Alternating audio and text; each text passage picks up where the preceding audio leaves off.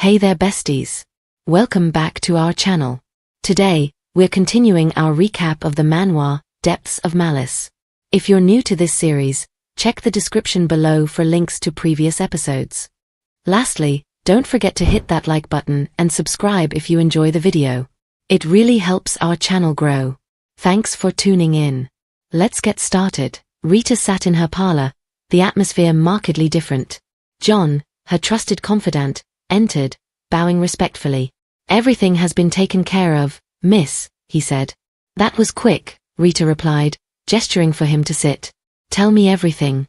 John settled into the chair and began his report. "Last night, I personally drove the carriage and escorted the Count." Rita raised an eyebrow.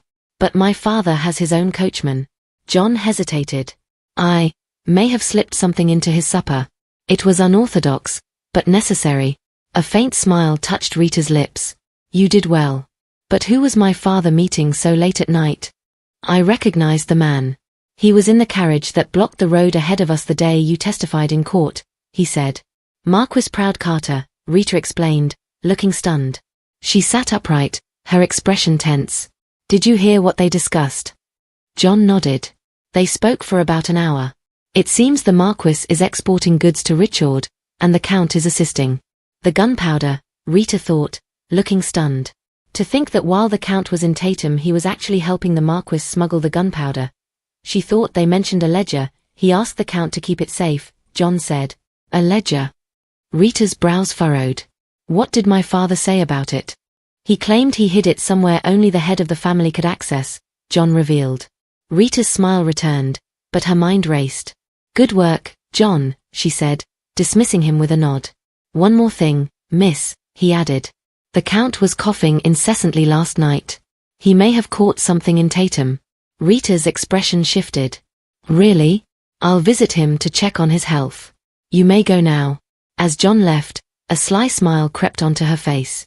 The incense burner is working if his health is visibly declining. The next morning, Rita prepared tea in her parlor.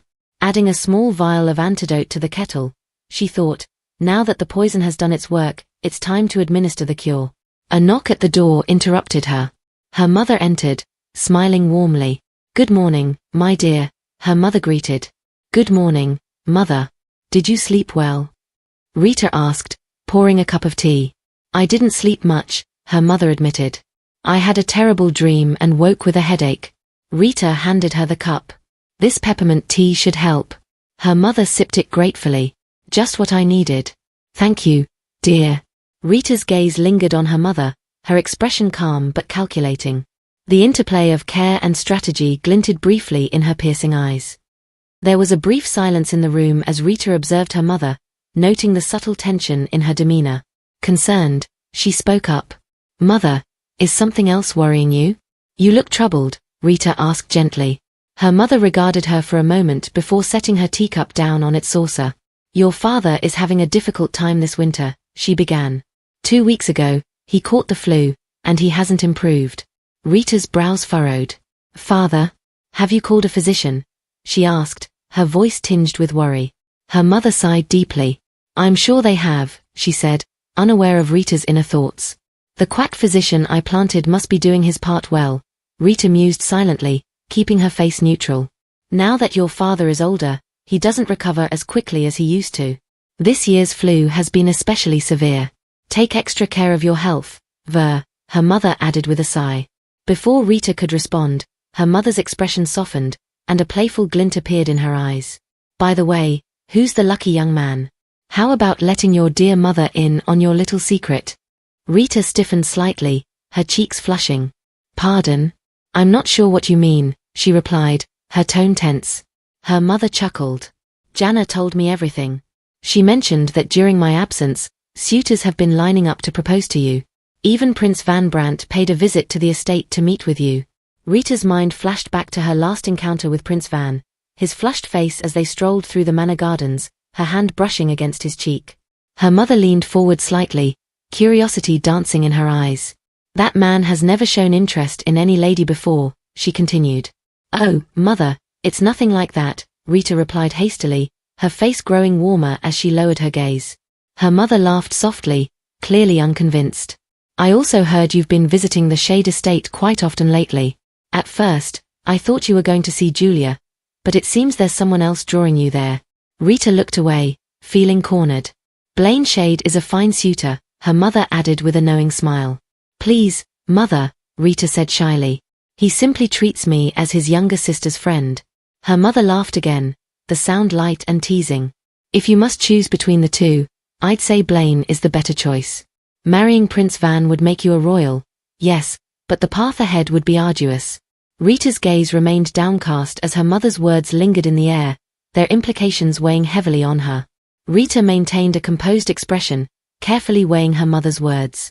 Prince Van is undeniably handsome. If looks were the sole factor, the prince would win without question. But appearances aren't everything. Blaine has his own appeal, and his body. Her thoughts wandered before her mother's voice snapped her back to reality. Dear, are you listening to me? Her mother asked gently. Rita flinched, her cheeks coloring as she quickly composed herself. I'm sorry, mother, she replied, looking flustered. Her mother regarded her calmly. I see someone's already captured your heart. The look in your eyes says it all. You're completely smitten, she said with a knowing smile. Oh, it's not like that, mother, Rita said shyly, her hand instinctively brushing her neck as her face reddened. Her mother chuckled softly. I'll support whichever man you choose. And don't worry, I'll do my best to convince your father, she said warmly, standing and walking over to her. She cupped Rita's face gently. Trust me, my dear. Rita was silent, her face still flushed, as her mother smiled and left the room. A few days later, Rita was in a carriage with Prince Avalanche, traveling to Shinebar. The gentle rocking of the carriage lulled her into a light sleep, her head nodding slightly. Suddenly, the carriage hit a bump, jolting her awake. Startled, Rita blinked as her surroundings came back into focus. Prince Avalanche, noticing her flustered state, stifled a laugh. This is all Blaine's fault. That sly fox, she thought irritably, her mind flashing back to their intimate farewell the night before. When he said he wanted to send me off, I should have known he had ulterior motives. She sighed, rubbing her temple. Lady Verta, if I may, the prince said with a gentle smile, would you mind if I sat beside you? It pains me to see a lady bumping her head against the wall. Rita blinked at him before nodding. Yes. Please, help yourself. He moved to sit next to her, his refined scent subtly filling the small space. His perfume is surprisingly pleasant. It's chasing away my drowsiness, she thought, stealing a quick glance at him. Despite her initial alertness, exhaustion soon overtook her, and her eyes began to close. Before she knew it, she had drifted off, her head coming to rest lightly on his shoulder. Prince Avalanche remained still, glancing at her sleeping face. She must be very tired, he thought. His mind wandered back to his childhood, when his younger sister, Helena, had fallen asleep in a similar position. Helena, my little sister. By now, you must be a respectable young lady too. I wish I knew whether you were alive or... He trailed off, the thought unfinished. The carriage journeyed through the night without interruption, arriving in Shinebar by morning. This town is much quieter than the capital, Prince Avalanche remarked warmly as he helped Rita step down from the carriage. She glanced around, noticing the curious stares from the townsfolk. Although it's clear they're wary of outsiders, she replied with a small smile. With a carriage this luxurious and a silver-haired prince accompanying me, it would be stranger if there weren't any rumors. The prince chuckled softly. I'm sure you're tired from the journey. Rest for today, and we'll begin our plans tomorrow, he said kindly. Very well, she replied, smiling in agreement. Her expression grew thoughtful as she added, regarding the reinforcements in the field, the prince promised to send us further information, correct? He's a man of his word, Prince Avalanche assured her. At the latest, we'll hear from him within 3 days. For now, allow me to escort you to your quarters. Rita accepted his offered hand as they walked together. Her gaze hardened, determination flickering in her eyes. Just you wait, proud Carter. I'll uncover every secret you're hiding. That afternoon, Rita and Prince Avalanche scouted Proud Carter's villa from a discreet distance. Guards patrolled even in broad daylight, their presence making the estate appear impenetrable. So many guards, Prince Avalanche observed. Breaking into Marquis Carter's villa will be more difficult than we anticipated. Rita regarded the entrance with a calm expression. Just a moment. I'll gather some information, she said before excusing herself. Approaching a man seated at a cafe along the street, she offered a soft smile. "Excuse me, sir. I'm quite interested in purchasing that mansion over there with the blue walls. Would you happen to know how I could meet the owner?" The man looked up, mildly surprised. "Oh dear, I'm afraid he's away at the moment. That villa belongs to a high-ranking nobleman. As far as I know, he uses it frequently, so I doubt he'd be willing to sell." "How unfortunate," Rita replied with a hint of disappointment. "I'd love to see the inside, but I suppose that's impossible, isn't it?" The man smiled sympathetically. "Perhaps you'd be interested in some other properties. A friend of mine runs a local agency. No doubt he can find something that suits your tastes." "Is that so? Could you give me his information?" Rita asked, her eyes lighting up. "Of course. Here's his address." He jotted it down on a scrap of paper and handed it to her. "Let him know Terrius sent you." "Thank you very much, sir," she said, her smile warm. "Please, allow me to cover the cost of your drink."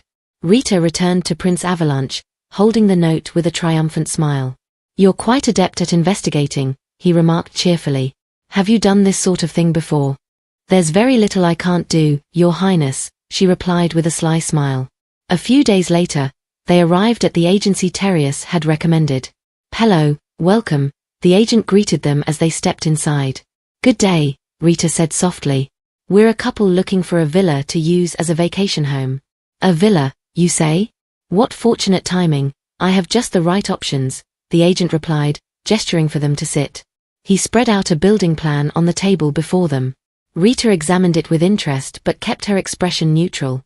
"I don't see the mansion we're interested in," she said, her voice calm. "Truthfully," Prince Avalanche added, "we've been eyeing a specific property for some time." The agent raised an eyebrow. "Is that so? All available properties in this area are listed here.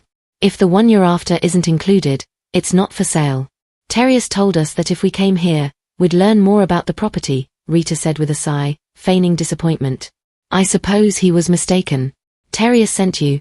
the agent asked, visibly startled. "Which building are you referring to?" "There's not a property in this city I'm unfamiliar with," he added, his tone turning proud. Rita's expression brightened. "Then you must know Fowler Hillstry." "Of course," the agent replied, his face becoming serious. "But that property isn't for sale. It was built 20 years ago by none other than Marquis Carter himself. It's his family villa. I doubt he'd ever consider selling it." "It truly is a beautiful home," Rita said wistfully. "If we can't purchase that specific villa, could we at least see the layout? I'd love to commission something similar." The agent hesitated but then nodded slowly. "I suppose there's no harm in that. I'll see what I can find." The man hesitated briefly before clearing his throat softly. "Although I was never personally involved, my wife supplied all the furniture for the property," he explained. "She runs a rather prominent furniture business, and I visited the mansion once while it was still under construction." He began sketching the villa's floor plan on a fresh sheet of paper, working carefully. Rita watched as his pen moved steadily across the page, but he suddenly paused when he reached the basement. Why did he stop there? Rita thought, her mind racing. Come to think of it, that's where Lady Carter supposedly caught her husband's mistress. "I imagine a mansion like this must have a remarkable wine cellar," Rita said casually. "After all, it is Marquis Carter." The man shook his head slightly. "Truthfully, I wouldn't know. While it's common for wine cellars to be built underground, my wife never supplied any wine cabinets or casks for the villa. Perhaps he ordered them specially from the capital." Prince Avalanche suggested. "That's possible," the man replied. "But none ever arrived as far as I know. Instead, an interior contractor came from the capital and spent quite a lot of time at the mansion. It seemed they were focused on decorating the basement. Carter must have planned to imprison his mistress there from the very beginning," Rita thought, stealing a glance at Prince Avalanche. His expression carried a hint of sadness. "I haven't told him what the basement holds yet. I suppose it's better if he sees it for himself." After their meeting, Rita and Prince Avalanche strolled through the cobbled streets, the sound of their footsteps blending with the city's hum. "It seems we're finally meeting our reinforcements," Prince Avalanche said, breaking the silence. "Did Prince Van tell you anything about him?" Rita asked, a trace of curiosity in her voice. "Only that he's a very private individual," Avalanche replied. "I assume he's an expert and will be a great asset to our operation." He led her into a narrow alley, stopping before a nondescript building. "Are you ready?" he asked calmly. "Of course," Rita replied, her voice steady. "This could be dangerous." "Allow me to go first," Prince Avalanche said as he opened the door and stepped inside. The bar they entered was eerily quiet, the air heavy with stillness. An empty cup sat on one of the tables, a faint trace of warmth lingering in the room. "Is anyone here?" Prince Avalanche called out, scanning the shadows. His sharp eyes caught movement, a faint silhouette behind a curtain in the back. Instinctively, he drew his dagger. "We're here to meet someone. If that's you, show yourself. If not, I'll have to assume you're an enemy," he warned, his voice cold and firm as he pointed toward the back. The tension in the room thickened. Slowly, the figure behind the curtain reached out, pulling it aside. Rita's breath hitched, her hand flying to her mouth in shock. "It's been too long, the man said with a faint smirk. "Blaine," Rita whispered, wide-eyed. Her thoughts tumbled over themselves. He was coming all along. And yet, he still kept me up all night before I left. That wicked man. "It's been too long, Blaine said with a faint smile. Prince Avalanche glanced at Rita, noticing her tense expression. "Do you know this man?" he whispered. "Yes, my apologies. This is Blaine Shade, son of Duke Shade and Osland's royal treasurer. It seems he's the reinforcement Prince Van has sent us," Rita explained evenly. Blaine stepped forward. "It's good to see you again, Prince Avalanche. When we were children, I caused you quite a bit of trouble," he said calmly. Prince Avalanche studied him for a moment, then recognition dawned. Helena's first love, Blaine. Helena's first love? Rita thought, her lips pressing into a thin line. Blaine chuckled. "Indeed. And Lady Verta here was my first love," he added, catching both Rita and the prince off guard. "Oh? Are the two of you officially a couple?" Prince Avalanche asked, a hint of tension in his voice as his gaze flicked toward Rita. "Blaine's younger sister is my close friend," Rita replied, her tone clipped as she crossed her arms. She turned to Prince Avalanche. "Since we're on the subject, may I ask what your relationship is with Prince Van Brandt?" he asked. "The prince?" she asked, feigning surprise. "I like him and respect him very much," Rita said, smiling softly as a slight blush crept across her cheeks. "So it isn't romantic now, but it seems like that could change at any moment," Prince Avalanche remarked, his tone measured. "I'd like to point out that we didn't meet here to discuss my love life," Rita interjected firmly, steering the conversation back on track. Both men exchanged glances, looking uneasy under her scrutiny. "Well then," she continued, "how shall we break into a mansion crawling with guards?" That night, the trio settled into the bar, their table lit by a single flickering lantern as Blaine laid out the plan. "According to my intel, the mansion has far fewer guards at night, about half as many. Each station is manned by a single guard. I've already won over the one on the 11 o'clock shift," Blaine explained confidently. Prince Avalanche frowned. "Marquis Carter wouldn't hire just anyone as a guard. What did you use to win him over?" Blaine smirked. "Let's just say I leveraged a few of the man's personal weaknesses." "So he blackmailed him? If not money, then it must be a hostage," Rita thought grimly, her eyes narrowing as she studied Blaine. "Once the guard helps us over the wall, we'll enter the mansion through a saw that leads into the cellar," Blaine continued, pointing at a marked spot on the floor plan. "From there, we'll locate the Marquis's mistress." "Wait," Prince Avalanche interrupted, his brow furrowing. "Did you say mistress? Are you telling me Marquis Carter keeps a lover in his cellar?" "Yes. If the rumors are true, he's so obsessed with her that he's locked her up and never allows her outside," Blaine revealed. This information was difficult to come by, especially since the mansion has minimal staff. "I see," Prince Avalanche said, his expression cooling as he digested the revelation. "Once we've secured her, we'll use this teleportation scroll to escape," Blaine said, revealing a parchment glowing faintly with enchanted runes. "My word, a magic scroll? You did well to bring such a rare item," Prince Avalanche said, clearly impressed. "Can't we use the scroll to get inside the mansion as well?" Rita asked, her tone pragmatic. "No," Blaine replied, shaking his head. "Without an exact layout of the cellar, using the scroll to enter would be too risky. We could end up trapped in solid stone or worse." Rita nodded thoughtfully, glancing at the marked plans. "Then we'll have to rely on the guard and the saw. Let's hope your information holds up. When shall we execute our plan?" Prince Avalanche asked. Marquis Carter will have heard whispers about the strangers visiting the eastern region.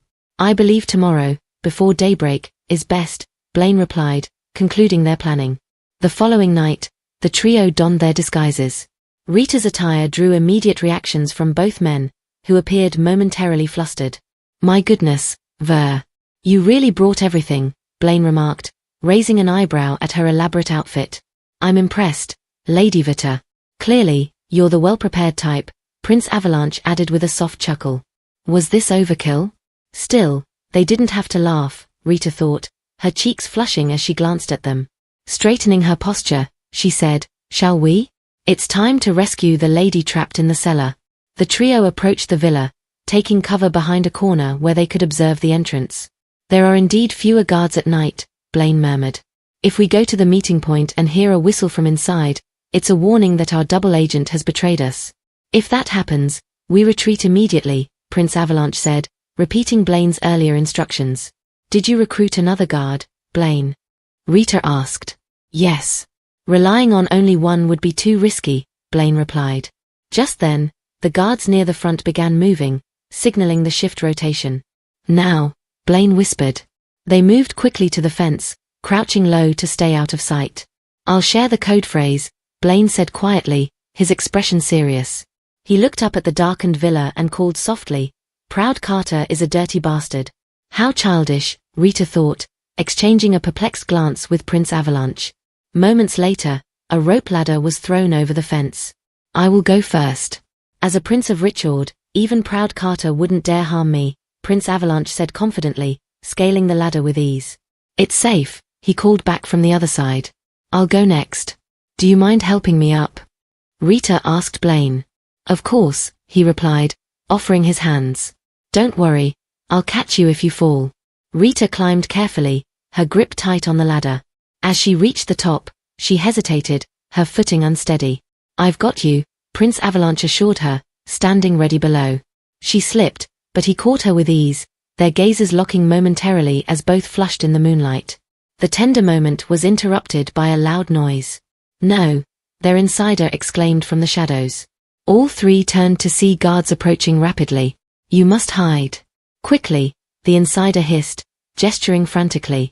He pushed Prince Avalanche and Rita into a nearby bush before retrieving the ladder. No, we can't get caught now, the insider thought, trembling as he moved to intercept the approaching guards. The guards approached Colin, their lantern casting faint shadows on the ground. All right, Colin. Don't you have a lamp? Your sight will go bad without proper light, one of them teased. Colin kept one hand behind his back, gripping the rope ladder tightly. I ran out of oil. Didn't feel like fetching more. I know this place like the back of my hand anyway, he replied, his voice steady despite the tension in his posture. I suppose that's only natural. You've been guarding this place for over 13 years. Bet you could navigate it blindfolded, the guard joked, laughing lightly. Say, isn't it time for the change of guards? Colin said, steering the conversation. Ah, you're right. Carry on, then. With that, the guards excused themselves and walked off. Colin exhaled deeply, wiping sweat from his brow with the back of his hand. Moments later, Rita and Prince Avalanche stepped cautiously out of the bushes. We still have one person waiting behind the wall, the ladder. Rita exclaimed, glancing at Colin. The next shift will be here soon. If you want to get inside the mansion, you must move now, Colin said firmly, his gaze sharp. Rita hesitated, scanning the area before nodding. Let's go, she said, turning to Prince Avalanche. The pair crept into the villa, the silvery glow of the moon their only guide.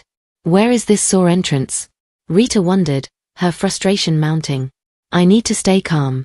The more impatient I get, the harder it'll be to focus. She shut her eyes briefly, drawing a steadying breath. Suddenly, she felt something shift in her pocket. Startled, she reached in and pulled out a small talisman Yersha had given her. She recalled Yersha's words, this talisman is crafted from a rare desert tree called Siddim. It can help you locate water, even in the driest lands. Rita's eyes brightened as she realized its significance. My. Yersha truly is a treasure, she thought, marveling at the talisman's subtle movements, guiding her toward water. Following its direction, she spotted the sore entrance concealed beneath a layer of dirt. I found it, she whispered to Prince Avalanche, brushing away the debris. No wonder we couldn't locate it earlier, she murmured to herself. You're incredible. I'm embarrassed to be so helpless, Prince Avalanche said softly, his expression tense. I told you, there's little I can't do, Rita replied with a faint smile. This time, I'll go first. She led the way, descending into the cellar through the hidden opening. Inside, the air grew damp, and the faint scent of mildew lingered. They walked cautiously, the silence broken only by their footsteps. Suddenly, Rita came to an abrupt stop. What's wrong? Prince Avalanche asked, his brow furrowing as he noticed Rita's hesitation. The road ends here, she replied, gesturing toward a dark hole before them. I'm afraid we have no choice but to jump. She crouched at the edge, peering into the darkness. It's about a 10-foot drop. The entrance is open, but climbing back out might be tricky, she murmured, thinking aloud. After a brief pause, she steadied herself and leapt down, landing on one knee. Ouch! Rita winced, quickly regaining her footing. Good thing I prepared my boots for this, she thought, brushing herself off. She took a moment to glance around the underground corridor. Moments later, Prince Avalanche followed, descending with surprising agility. It seems this is the end of the corridor. I don't sense anyone nearby, Rita observed, her voice hushed. For now, let's proceed, he nodded, taking the lead. Lady Carter mentioned a fountain should be here, Rita thought, glancing at the talisman in her hand, now unresponsive. Perhaps the groundwater flowing through the cellar masks its presence. Unfortunate, but we've made it this far. Suddenly, the prince halted. His sharp gaze flicked toward her, his expression tense. What is it? She asked, startled. It's faint, but I sense holy power, he said, his tone low. Holy power, she echoed, her voice tinged with unease. Those gifted with it can heal, and also sense each other's presence, he explained. I'm not mistaken, Lady Verta. Something, or someone, is down here. Rita clenched her fists. I told you, we're here for the mistress of Marquis Carter, she said firmly, though her unease was palpable. Without another word, Prince Avalanche suddenly bolted forward. Wait. Where are you going? Is this even the right way? Rita called out, rushing after him. They arrived at a door. Prince Avalanche paused, his hand hovering over the handle before he turned it slightly, peeking inside. Through the narrow gap, they spotted a bed, and a figure lying beneath the sheets. There's someone here, Rita whispered. Do we wake her and explain? No, there's no time for that. Prince Avalanche, however, ignored her hesitation, stepping into the room. What are you doing? Rita hissed, following quickly. We could have kept her sedated. But before she could finish, the prince shook the figure gently. The woman stirred, sitting up groggily as she rubbed her eyes. Rita froze, her heart racing. The tension in the room deepened as the woman's gaze met Prince Avalanche's. Helena, he whispered, his voice cracking. Her eyes widened in shock. Avalanche? Is that you? Oh, Helena. Tears streamed down his face as he embraced her. You're alive. My little Helen, you're alive. Brother. Helena's voice trembled. Am I dreaming? I can't believe it. Our family has searched for you all this time, he said, his words choked with emotion. I prayed endlessly to the goddess for even a sign that you were still alive. And now you're here. Helena clung to him, her tears falling freely. I never stopped dreaming of home. Of you. I thought I'd never see you again. Rita stood frozen, the scene unfolding before her. Dear goddess, proud Carter must be utterly mad. How could he kidnap a princess of a neighboring kingdom and keep her imprisoned here? Her thoughts raced as she watched the siblings reunite. Rita watched them for a brief moment, then cleared her throat. Sorry to interrupt, but we're running out of time. We have to go, she urged firmly. Prince Avalanche released his embrace with his sister, his expression softening. Ah, my apologies, Lady Verta. Rita turned to Princess Helena. Do any of the servants sleep here in the cellar? There are 2 who attend to me, Helena replied softly, but at night, they sleep upstairs. Good. Let's leave this place immediately, Avalanche said, his tone resolute. However, his sister hesitated, clutching the bedsheet draped over her. I don't have anything to wear, brother, she said shyly. What do you mean? He asked, confused. It was only then he noticed the collar around her neck and how she was bound to the bed, dressed only in a worn underdress. His confusion turned to anger as he took in the sight. He's never given me any other clothes, she explained, lowering her gaze. He said I might try to escape. Prince Avalanche's jaw tightened. Rita stepped forward and removed her hooded cloak. Here. Use this for now, she offered. With her restraints removed and the cloak covering her, the group moved toward the exit. They stopped beneath the hole they had used to enter, their gazes traveling up to the ladder above. It's no use, Helena said dejectedly. I've tried many times to escape this way, but I always failed. This time will be different, Rita said with a reassuring smile, glancing at Avalanche. He gave a firm nod. Without hesitation, he knelt before his sister. Get on, Helen, he instructed. Helena hesitated, looking both surprised and unsure. Hurry, he urged. Nodding, she carefully climbed onto his shoulders, steadying herself as he stood. His hands secured her legs as she reached for the ladder. Her fingers trembled as she stretched higher. Almost, just a little more, she murmured, her voice strained with effort. You've got this, Avalanche said encouragingly, his tone unwavering.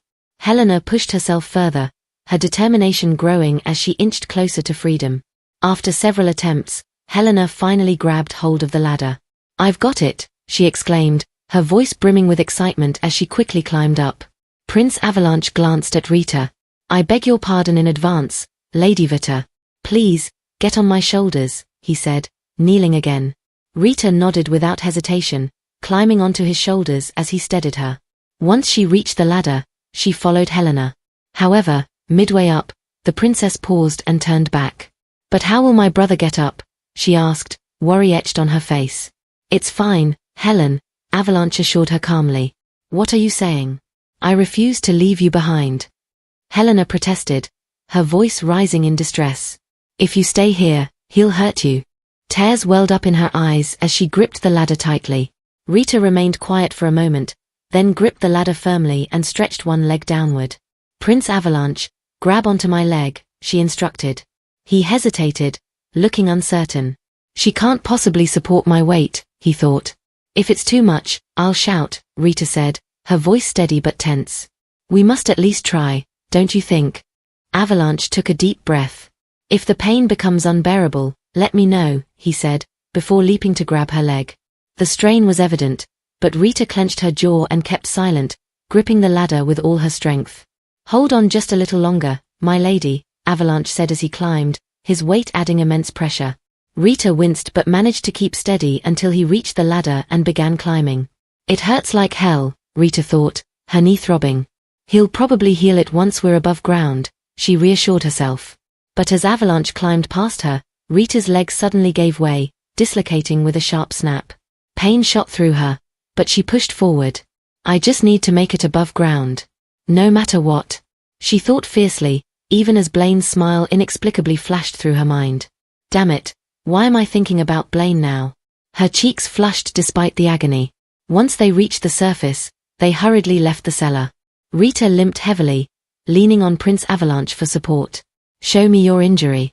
I'll heal it, he said, his tone concerned. Not yet, Rita replied quickly.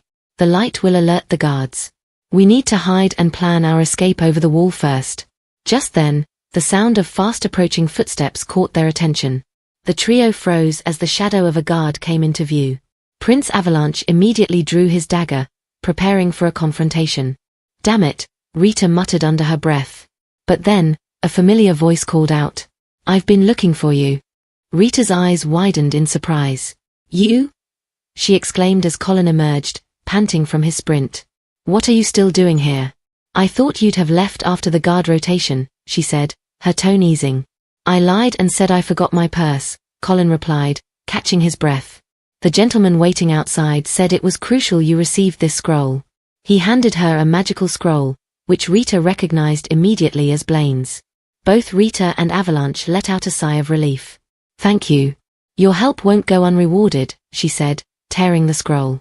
A gust of strange wind enveloped the trio, and in an instant, they vanished from Proud Carter's villa, leaving Colin behind. They reappeared in the gardens of a castle bathed in daylight. The sudden teleportation left Rita disoriented. She clutched her mouth, fighting the urge to vomit as her vision blurred. This place, she thought, barely registering the figures of maids rushing toward her. As she blinked, Blaine's face came into view, his expression unclear. We're saved, Rita thought weakly before collapsing onto the soft grass. Rita's eyes fluttered open as she lay in bed, exhaustion still evident in her expression.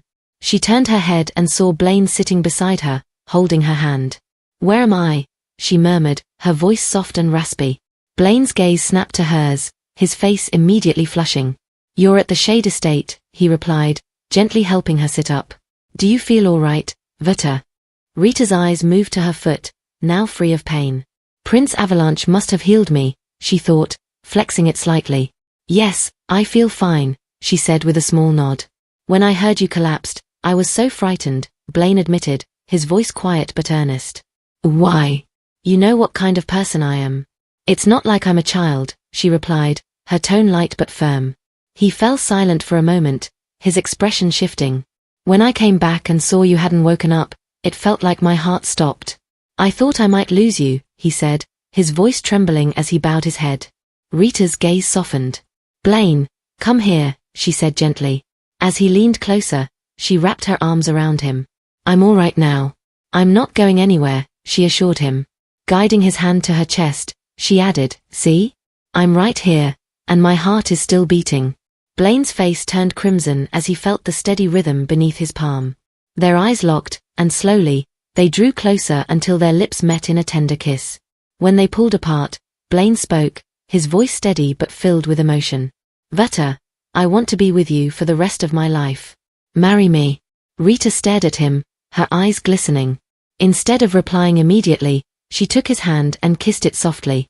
Blaine's face brightened with joy, a wide smile spreading across his lips as he embraced her tightly. After agreeing to marry Blaine, Rita stayed at the Shade Estate for some time. Although his constant fussing was sometimes overwhelming, she found she didn't mind his attentions. They brought her a sense of peace she hadn't experienced before. However, her brief happiness was interrupted by devastating news. Her father had passed away. Though her face registered shock, deep inside, she felt something else, something closer to relief.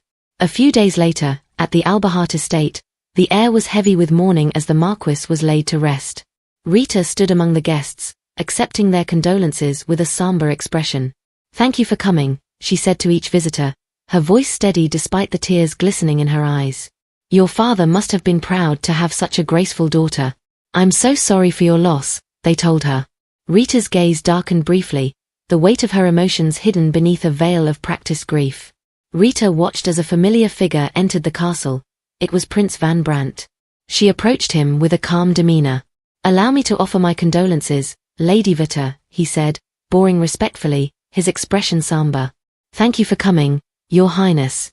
"My father would have been grateful," she replied, her tone steady. "Do you have a moment to speak privately?" Prince Brandt nodded, and she led him to her parlor. Once seated, he sipped his tea and spoke.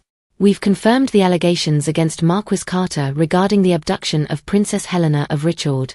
The princess has personally testified, and Prince Avalanche has corroborated her account. However, we still lack conclusive evidence to prosecute him for smuggling. Marquis Carter is vehemently denying all charges," he explained. Rita silently reached for a box, placing it on the table. She opened it and presented its contents to the prince. "Please take a look, Your Highness. My father's will requested that this box be destroyed. But when I opened it, I found," she trailed off, handing over the documents. Prince Brandt's eyes widened in shock. "Could it be?" "Yes," she confirmed quietly. "While he was alive, my father was one of Proud Carter's accomplices." Rita dropped to her knees, her head bowed as she sniffled. "On behalf of my late father, I offer my sincerest apologies to you and the crown. Please, spare no mercy for my family. Punish us as you see fit." Prince Brandt knelt before her, placing his hands gently on her shoulders. "Stand, Lady Verta." "No, Countess Alberhart." "Your Highness, please," she protested, her voice trembling. "How could a criminal like myself—" "Enough," he interrupted firmly. "Verta, you've already proven your loyalty to the crown countless times. By the Code of Osland, I swear no punishment will befall you." Rita remained silent for a moment before nodding. "All right," she said softly. "Before you blame yourself further, remember everything you've done for the kingdom," he added. Rising to his feet, he excused himself. "If my words or actions today were ungentlemanly, I apologize. But I must take my leave now. Wait, Your Highness, Rita called, hurrying after him. There's one more thing I must show you. Halting his steps, she led him to another room. Unlocking the door, she revealed a group of men held captive inside. Sir Nathan sent a gift from Tatum, she explained with a faint smirk. These men were all involved in Marquis Carter's smuggling operation. Prince Brant's gaze hardened as he observed the prisoners. The royal courthouse buzzed with murmurs from the gathered crowd. Rita sat quietly, her gaze fixed on the podium. I've returned here sooner than expected, she thought. Nearby, two ladies whispered, their conversation catching her attention. I always thought the Marquis was distinguished, but it turns out he was a criminal, one lady murmured. To think he murdered the late king, smuggled illegal gunpowder, kidnapped and killed the Princess of Richard, the second lady added. And poor Princess Helena, the first said, sighing sadly. Imagine her fate. I heard the royal family of Richard adopted a girl who looks just like her, the second said. A replacement, they claim, to honor the deceased. More like a living doll, the first replied cynically. Rita's lips curled into a subtle smirk as she kept her focus ahead. How naive, she thought. Little do they know the replacement is the true princess. Due to the shared interests between the Kingdom of Osland and the Kingdom of Richard, it was officially recorded that Princess Helena had been kidnapped from Osland and tragically murdered as a child. To protect their reputation, the royal family of Richard bribed a minor noble family and forged documents to present the adoption of a young lady resembling Helena as a gesture to honor her memory. Rita, seated quietly among the audience, observed the proceedings with a faint smirk. Thanks to Richard handling matters so discreetly, the accusation of sexual assault and misconduct against a foreign royal has become an unexpected advantage for the prosecution, she thought. The murmurs in the court ceased as Prince Van Brandt entered, his expression composed yet commanding. Order in the court, he declared, striking the gavel.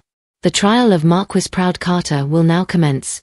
The accused was brought in, hands bound, escorted by two guards. Despite the hostile glares and angry shouts from the crowd, you're a disgrace to Osland. The goddess will judge your sins. Proud Carter maintained an air of calm indifference. At the witness stand, Carter spoke without hesitation. I fell in love with Princess Helena the moment I saw her. But she was promised to another. I had no choice but to take her. Prince Brant's voice remained steady as he asked, so, after abducting and violating her, you killed her to cover up your crimes? Carter's expression hardened. I loved her. Why would I kill her? We spent years together in a de facto marriage. I did not kill Princess Helena. At the plaintiff's stand, Prince Avalanche seethed with anger. He kept the princess alive. Impossible, he muttered under his breath. His composure broke as he slammed his fist on the table, rising abruptly. How dare you claim such lies after stealing my little sister's life? Have you no shame? A hooded figure beside him reached out, gently gripping his arm. Calm yourself, Your Highness, they whispered. Prince Avalanche clenched his jaw, nodding reluctantly. I apologize for the outburst. Please proceed, he said, settling back into his seat. Amid the tense silence, a woman from the crowd stood and raised her hand. Your Honor, may I have permission to speak? Prince Brant observed her with a sharp gaze. You may, but ensure your testimony is directly relevant to this hearing. The woman stepped forward, and whispers rippled through the courtroom. It was Felicia Carter, the accused sister. As many of you know, I am Marquis Proud Carter's only sibling, she began, her tone calm yet resolute. Around the time my brother kidnapped Princess Helena, we were embroiled in a bitter battle for inheritance. Consequently, I monitored his every move.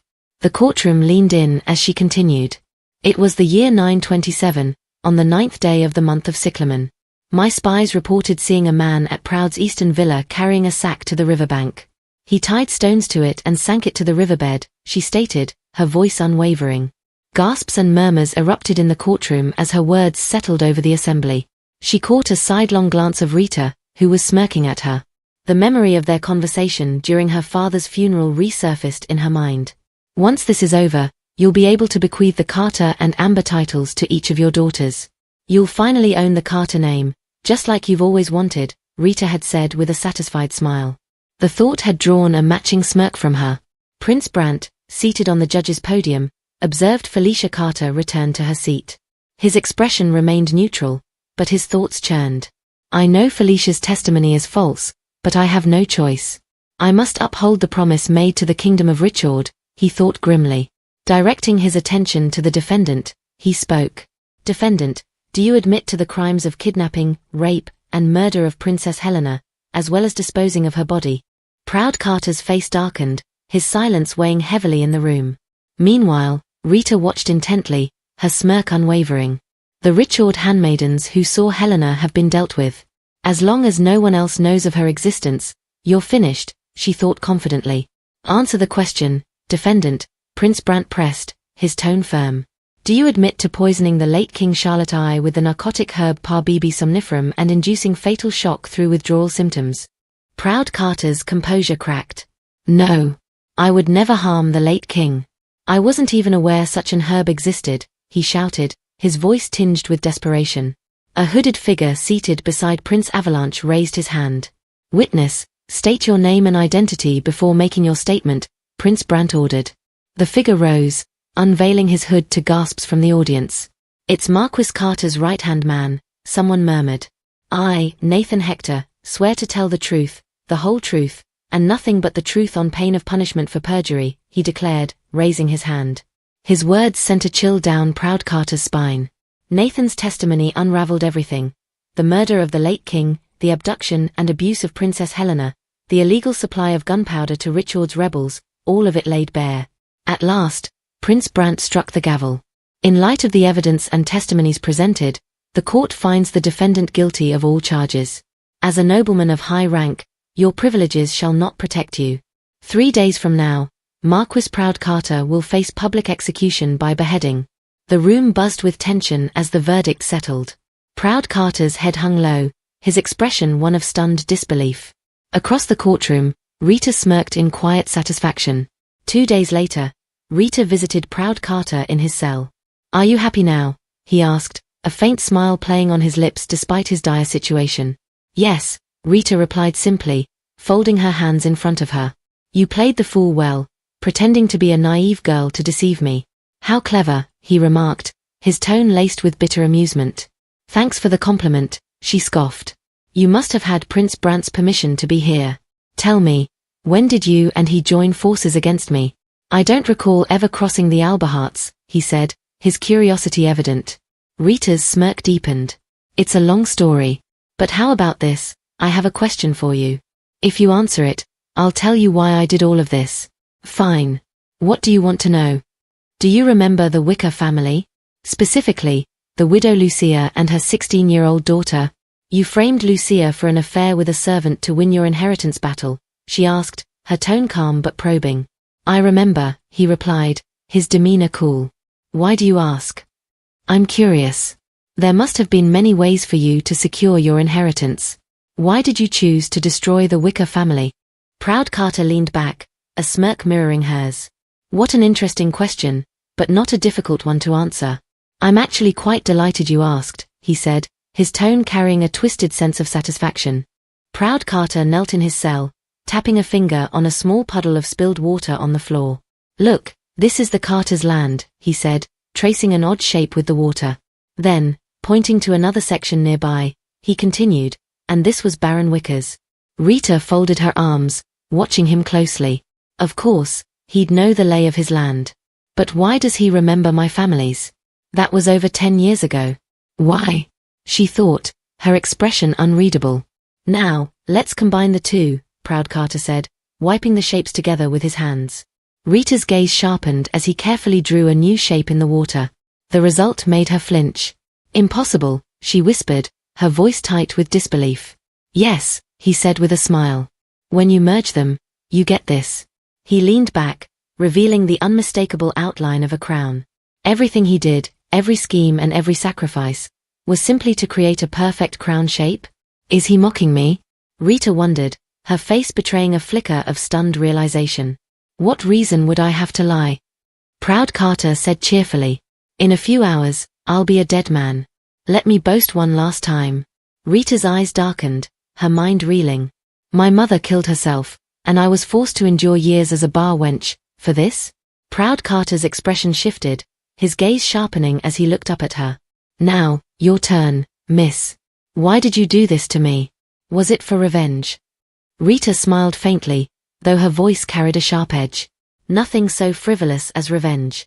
If I was ever a victim of yours, it was because I was too weak. She reached through the bars, grabbing his shirt. Guess. Why do you think I did this to you? She asked, her smile twisting into something darker. Proud Carter's expression remained calm.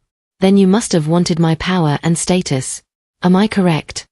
She released him, stepping back with a smirk. Correct. I see. He gripped the bars lightly, exhaling a long breath. Now I finally understand. I'm glad you do, she replied, her tone almost sweet. Thank you for the honest conversation, Count Alberhart, he said, a sly smile tugging at his lips. If you have no more questions, please leave. I'd like to enjoy my remaining time alone. Rita turned to leave, her steps measured, but she stopped abruptly when he spoke again. Say, you just got engaged, didn't you? Congratulations, he called after her. Without turning, she replied coolly, congratulations to you, too, on your execution. Goodbye. Her steps echoed down the corridor as she left his cell. Outside, Rita encountered Prince Brant, who was waiting for her. Apologies for keeping you waiting so long, Your Highness, she said calmly, inclining her head. Not at all, he replied. Before you go, could I trouble you for a moment of your time? Rita hesitated briefly, her composure flickering. Of course, Your Highness, she replied, following him to his office. Once seated, Prince Brant broke the silence. I hear you'll be engaged soon, he said, his tone measured. At the latest, we hope to announce the engagement by the end of the month, Rita replied with a polite smile. I see. His voice softened, and he shifted his gaze to the floor, his expression conflicted. Lady Verta, by now, I'm sure you're aware of my feelings for you. His voice faltered, and his face flushed. But confessing such feelings to a woman who is soon to be engaged, it's despicably selfish of me. He paused, clenching his jaw before forcing the words out. Congratulations on your engagement. Thank you, Your Highness, Rita said, her smile calm and composed. She glanced at the window and stood. It seems dawn has arrived already. Please excuse me, it's nearly time for Carter's execution. I'm sure Your Highness has much to prepare as well. She turned toward the door. Before she could leave, Prince Brant grasped her arm, stopping her in her tracks. She turned to him, her expression steady but curious. Once you leave this room, you'll become another man's fiancé, he said, his voice laced with quiet desperation. Could you stay, just a little while longer? Rita remained silent for a moment before nodding. As you wish, Your Highness, she said. Months later, the day of Rita's wedding had arrived. In her chamber, maids bustled around her, perfecting every detail of her bridal look. She needs more pearled powder, one exclaimed. You've used too much oil in the rouge, make it again, another instructed. Finally, her chief maid, Jana, stepped back. Miss, it's all done. You can open your eyes now. Rita opened her eyes to see her reflection, radiant, every detail flawless. Oh my! Good goddess, I've never seen a more beautiful bride, Jana exclaimed with delight. Before Rita could respond, a familiar voice called from behind. My goodness, Ver. She turned to see Blaine entering the room, his cheeks flushed and his eyes glistening with unshed tears. Blaine, are you crying? Rita asked as she quickly approached him. I'm sorry. I don't know what came over me, he said, wiping his eyes with the back of his hand. Silly, she said gently, taking his face in her hands. If your eyes get red and the guests see, they'll start rumors about the miserable groom. If that happens, there will be no wedding night for us. No wedding night? That's far too cruel, he said, his face warming with a shy smile. She took his hand, her gaze softening. Shall we go now? They locked eyes, a quiet understanding passing between them, before stepping out to face their future together. The bride and groom will now enter, the priest announced warmly. All eyes turned to the entrance as Rita and Blaine stepped into the church, arm in arm. A collective murmur of admiration swept through the guests. Oh my, the bride looks like an angel. They're an extraordinarily beautiful couple, some whispered as they watched the pair walk past. Rita's face flushed slightly as the applause grew, a sea of well-wishers surrounding them. Her gaze briefly swept over her mother, who looked radiant, holding her baby brother on her lap. For now, I've let you live. But if you ever stand in my way, I won't hesitate to remove you, Rita thought, her smile unwavering as she stole a glance at her sibling. As they passed Prince Brant's seat, His applause joined the crowds, though his expression was tinged with unspoken emotions. Rita glanced at him momentarily before focusing forward as they approached the priest. "It is the 18th day of the month of lilac," the priest began. "My heartfelt congratulations to the bride and groom on their union. May the blessings of the goddess shine upon you this spring season and guide you as you begin your journey together as a family." He paused, his smile serene. "By the power vested in me by the goddess, I now pronounce you husband and wife. You may now share a kiss of true love." Blaine and Rita gazed at each other, their faces glowing with emotion. "I love you, Ver, exactly as you are," Blaine whispered before leaning forward. Their kiss was met with a wave of applause, the moment shared with all present. "I love you so much, Ver," Blaine said, pulling her into a warm embrace after their intimate moment. "You're always so intense," she replied with a small smile. "What can I say? I was simply born this way," Blaine said, his grin soft and genuine. Taking a damp cloth, he gently wiped her hand, then moved to clean the sweat from her brow and shoulders. Rita watched him quietly, her thoughts stirring. "I picked a good man. But do I have the heart to tell him the truth? I love Blaine now, but love isn't guaranteed forever. People change with time. What if one day, we lose what we have?" She lowered her gaze, considering the weight of her secrets. "And if I reveal my true identity as Rita Wicker? For now, he might accept it. But what about years from now? Could we one day become enemies?" "Ver." Blaine's voice broke through her thoughts, his eyes filled with concern. "What's on your mind?" She smiled mischievously, motioning for him to come closer with a finger. When he leaned in, she licked his earlobe, causing his face to flush bright red. "It's a secret," she whispered playfully. "Are we starting again?" "Because I'd very much like that," Blaine replied, his voice soft and eager. Rita laughed lightly, pulling him into a kiss. Soon, they were lost in each other's embrace again, the night passing in warmth and intimacy. A few months later, Rita stood before a gravestone, holding a bouquet of fresh flowers. The name carved into the stone read Rita Wicker. "Are you watching, real Verta?" Rita thought as she placed the flowers on the grave. "Thanks to your death, I'm living a wonderful life. Lead a quiet afterlife and don't meet someone like me there." Her moment of reflection was interrupted by John, her coachman, approaching cautiously. "My lady, what brings you to a place like this? Is this someone you know?" he asked, glancing at the grave. "No, just a stranger," Rita said smoothly, folding her arms. "Now, what progress have you made? Shall I give you my report?" John asked, awaiting her signal. "Oh? Go ahead." John leaned in, lowering his voice. "Baroness Wicker is having an affair with a male prostitute, in the cathedral." Rita's eyes widened momentarily before narrowing with amusement. "What? In the cathedral, of all places?" "Yes, my lady. I saw it myself," John confirmed. "How terribly amusing," Rita said with a smirk. "She's the one who used to scowl at me for wearing immodest dresses. Hypocrite. But even without this, I was already planning to get rid of her." Her mind drifted briefly to the past, to the Baron's loud insults and accusations that night when he and Proud Carter had attacked her mother's honor. "Perhaps Rita isn't even Baron Wicker's true daughter," Proud Carter had said darkly. "And now, they're all gone," she thought, satisfaction glinting in her eyes. Her gaze shifted to John. "Promoting him from coachman to head of my intelligence network was one of my best decisions. He's exceptional at his work. Well done, John. You may go now," she said, her tone calm but authoritative. John bowed deeply. "Yes, my lady." He turned and departed, leaving her alone with the quiet breeze. Rita closed her eyes briefly, letting the wind caress her face. When she opened them, a serene smile played on her lips. All that she had set out to accomplish was complete. The man who had destroyed her mother was gone, and she had exacted her vengeance.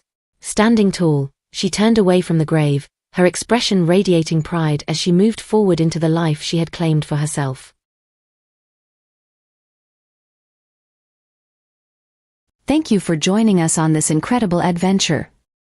If you enjoyed what you watched, please consider liking, subscribing, and ringing that notification bell. Your comments mean the world to us and help us improve.